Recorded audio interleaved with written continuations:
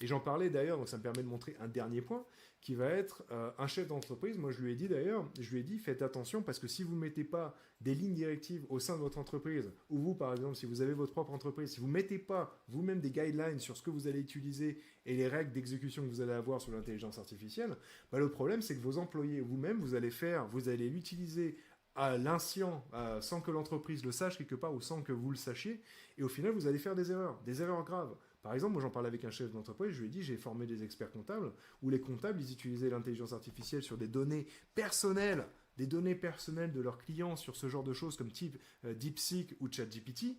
Et le problème, c'est qu'en fait, c'est le chef d'entreprise qui n'avait pas dit, faites attention, si on fait ça, mon entreprise, elle peut se fermer, quoi. Elle peut se faire fermer. Donc encore une fois, faites très attention. C'est dommage à dire, mais il faut faire attention aujourd'hui, même aux gens, aux experts, aux informations qu'on a sur LinkedIn, et on ne peut pas s'arrêter là. Moi, j'ai la chance d'avoir cette expérience de développeur, et je me suis posé la question. Dès qu'on m'a dit c'est open source et tout ça, je me suis dit, non, il y a un modèle qui est open source, mais c'est pas open source pour tout le monde. C'est la première chose. Il faut faire ses propres recherches, il ne faut pas s'arrêter à l'information qu'on nous donne, parce que si on s'arrête à ça, on se fait avoir. Le nombre de personnes qui se sont fait hacker, qui leurs données elles sont parties je ne sais où, à cause de ça, parce qu'on leur dit que c'était open source, que c'était sécurisé.